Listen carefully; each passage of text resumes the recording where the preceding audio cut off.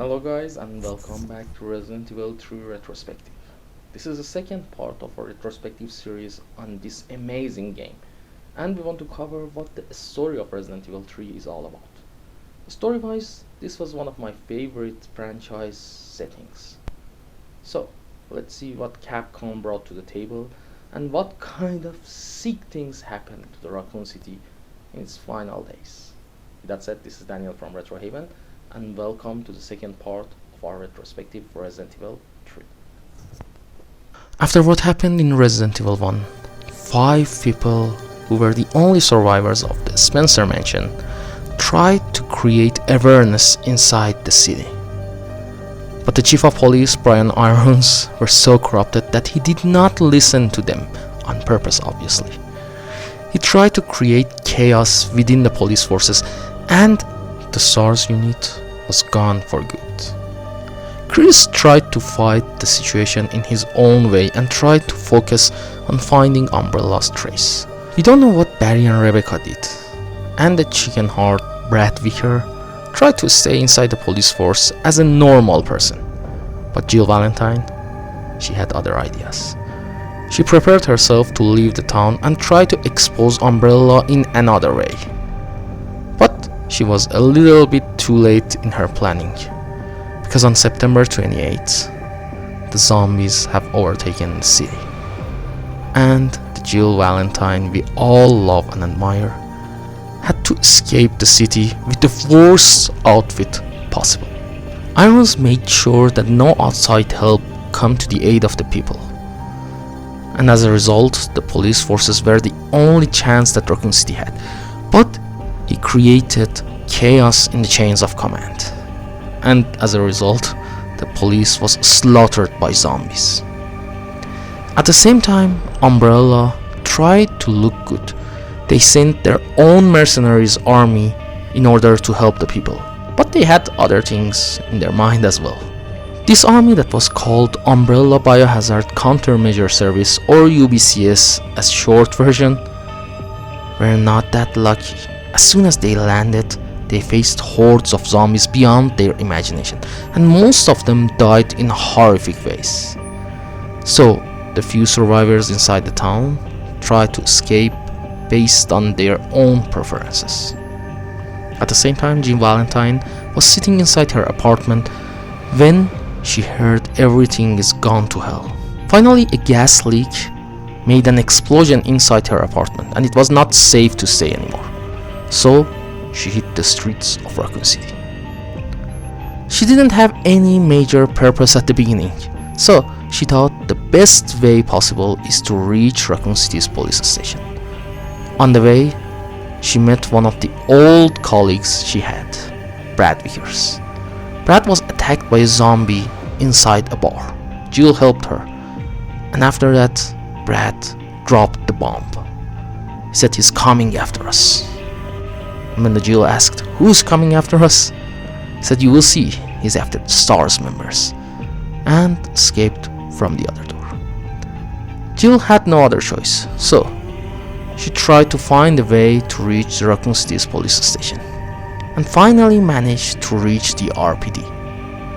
But when she reached there, she was treated to a surprise of her life, and a nightmare that she will remember forever. A couple of seconds after the Jill's entrance to the main yard of the police station, a wounded Brad Vickers followed up. But all of a sudden, out of nowhere, a huge monster jumped in front of Brad Vicker and destroyed his face with tentacles he had.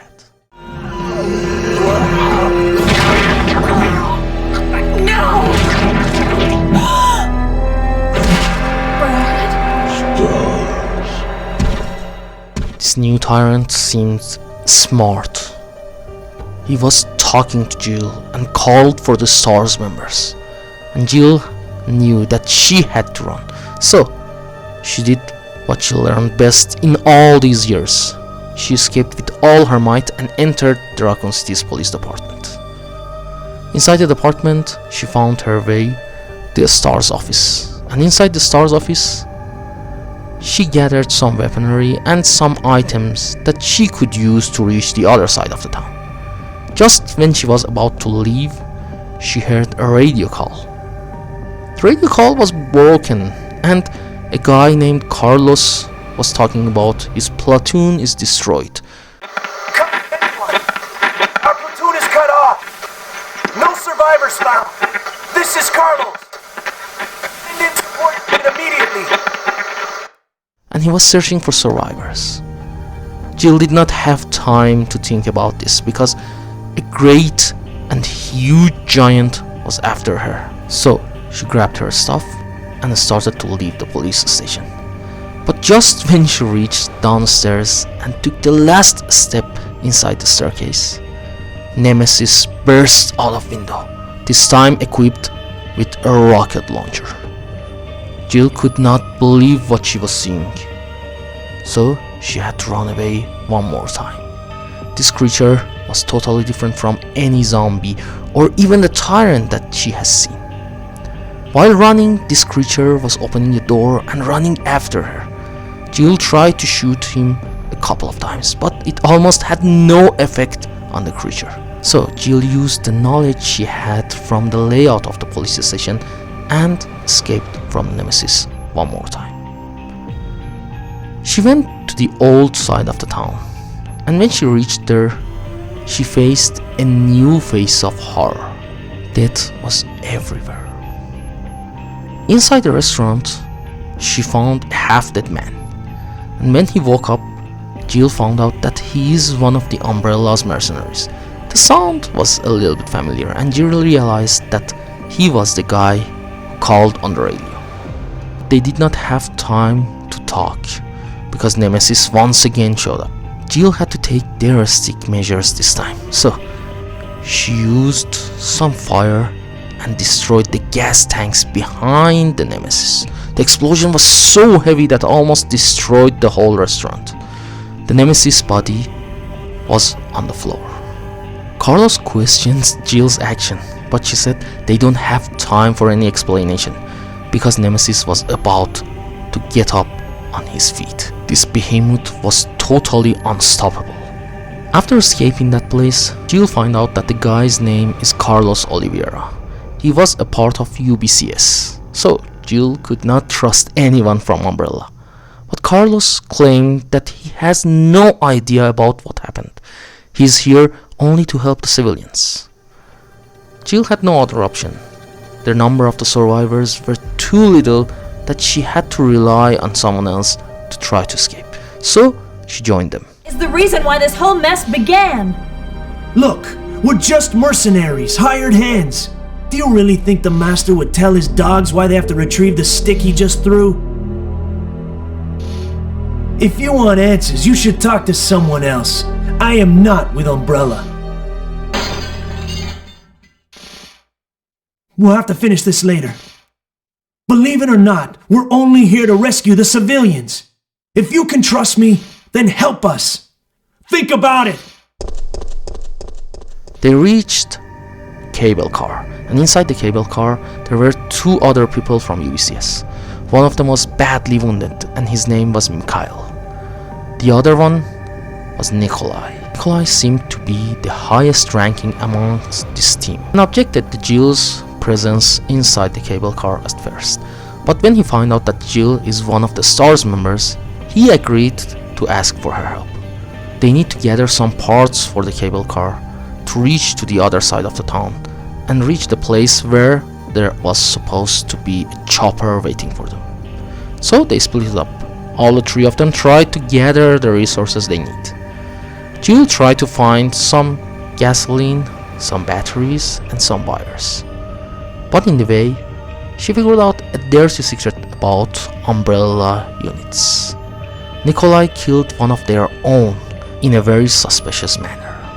Jill had to keep her guards up. On the other hand, almost everywhere that she goes, after 5 or 6 minutes, Nemesis showed up. And she had to be on her toe to run away from the Nemesis and all the other horrors inside the streets. Finally, while Jill was about to discover the last part she needs, she faced Nikolai one more time. It was a garage, and Nikolai was busy examining something. Jill took the part she needs, but a huge explosion surprised her. Explosion was exactly in the place that Nikolai was. So, she worked out that Nikolai is dead. She returned to the cable car, gave the news to Carlos, so they had to leave. They started the cable car successfully. Destination was Raccoon City's clock tower. But before they reached there, they heard a huge roar from the other cart that Mikhail was laying down. The voice was very familiar. Some huge monster repeating stars. Yes, Nemesis found the way inside the cable car. Jill tried to help the Mikhail, but Mikhail made the self-sacrifice to save his colleagues one more time. He used a grenade on Nemesis. Nemesis was down one more time. Jill, get out of the cable car now! Mikhail, wait! Don't! Get out of here! Hurry!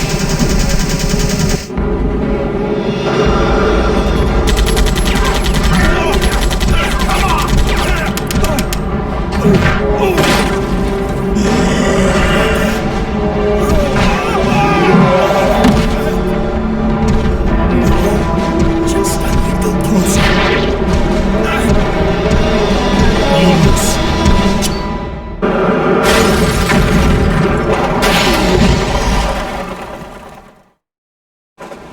Mikhail.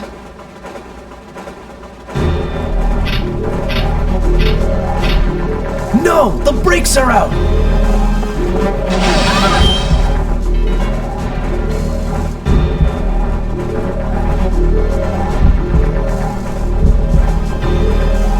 It's useless! But as a result of this explosion, the cable car lose its ability to stop, and they crashed inside the walls of the clock tower. Soon Jill found out that Carlos is still alive. They teamed up and fixed the clock tower's bell. The bell was ringing, and it was about the time that they were able to escape. The chopper appeared. The nightmare was about to get finished. But this finish was totally different from what Jill had in her mind, because out of nowhere Nemesis shoot a rocket and destroyed the chopper.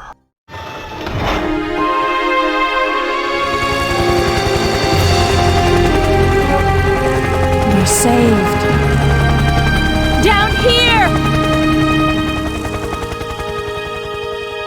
It's finally over.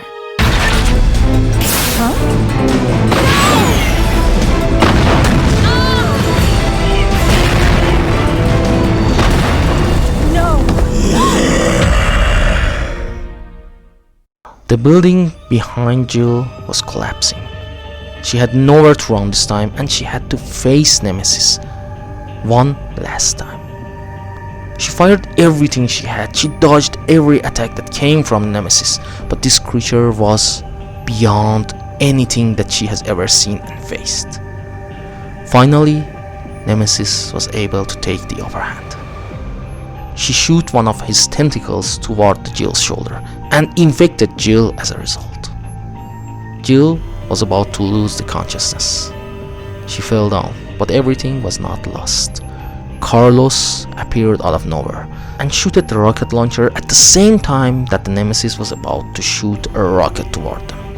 The explosion was close to the Nemesis' face. His eyes were injured and he was tumbling around like a drunken man. He ended up inside the fire and went down. Carlos took Jill and took her to the chapel close by. She was infected and she was about to die soon, so he had to do something. He knew that the Umbrella's labs founded the hospital inside the Raccoon City, and the hospital was close by. So the best shot he had to find a cure for Jill was inside the hospital. He went there. Inside the hospital, he figured out that there is indeed a vaccine that he can create to cure Jill. So he tried to find the components for the vaccine. But trying to find the components revealed another truth to him. Nikolai was still alive and he was killing other Umbrella UBCS soldiers. Before he can question what happened, a dying Umbrella soldier used a grenade to destroy Nikolai. I'm one of the supervisors. That's all you need to know. Wait!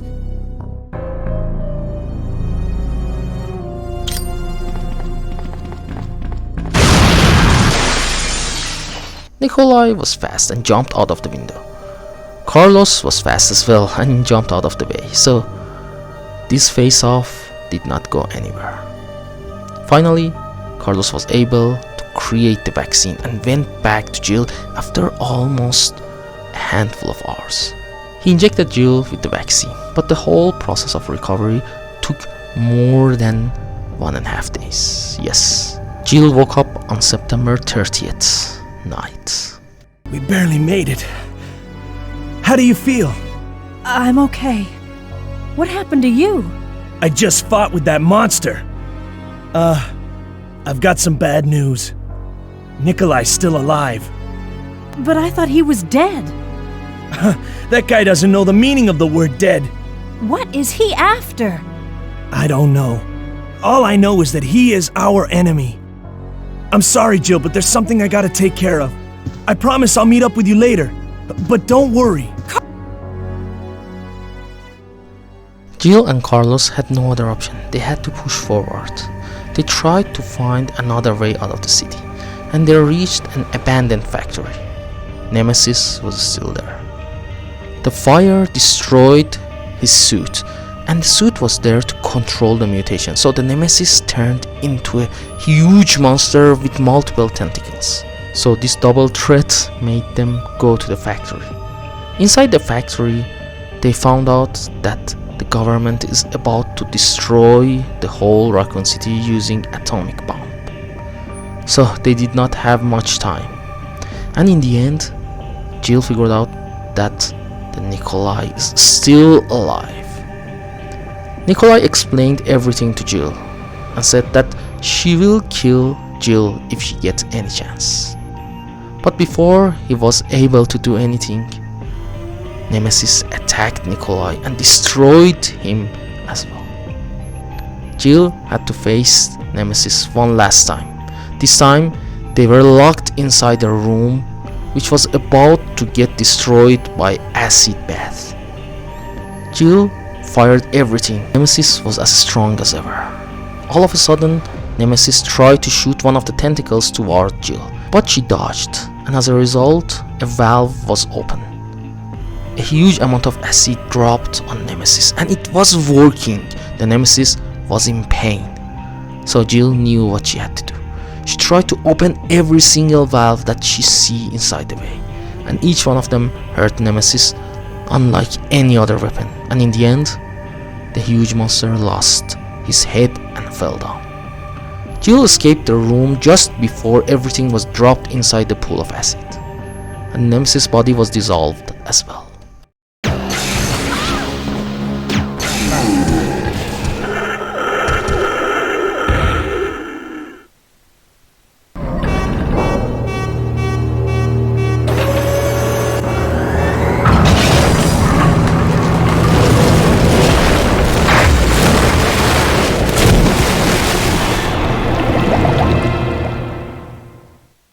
After defeating Nemesis, Jill met with Carlos one more time, and the Carlos said somebody called for Jill on the radio, and the chopper was there to save Jill, so they had to just reach there in time. They separated one more time to find the landing zone. Jill found a military lab, and inside the military lab everything was destroyed.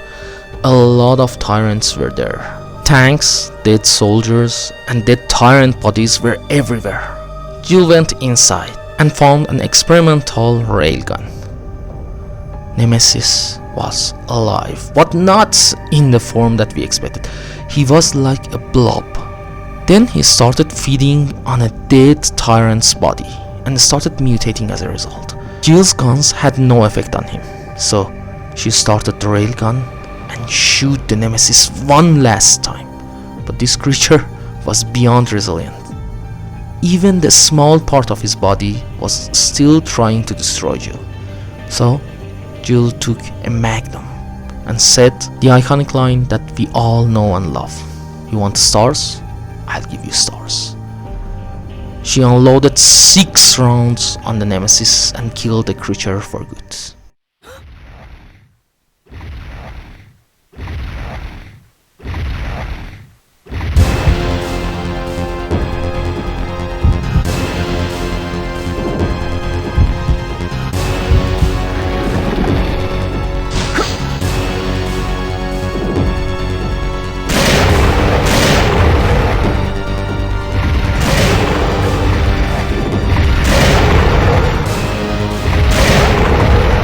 You want stars? I'll give you stars.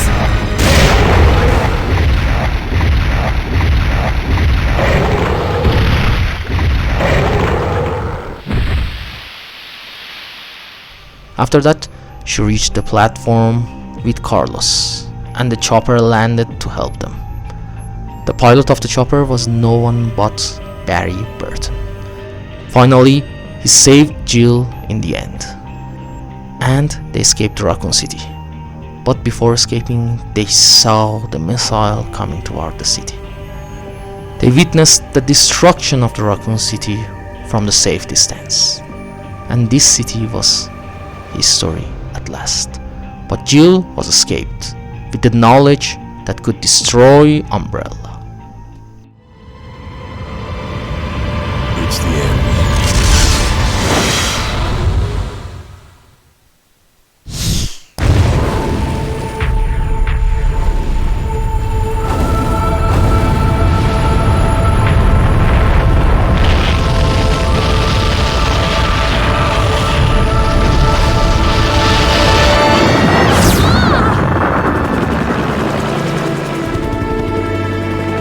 That's it. Umbrella's going down.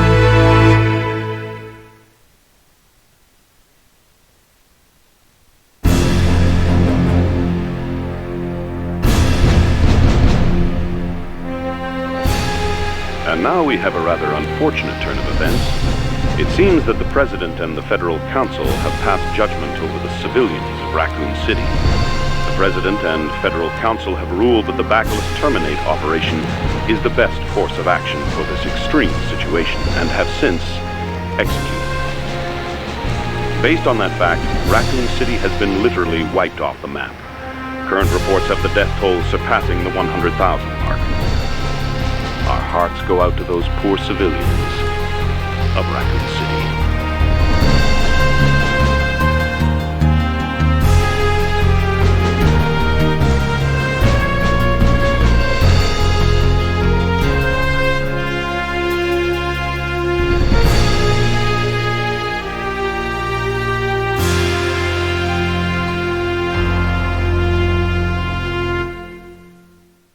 With that said, that's it for the video, guys. Did you enjoy the story in Resident Evil 3? What part of the story was your favorite? Let us know in the comment section down below. And don't forget to click on the bell icon so you get notified about whenever we release any new video.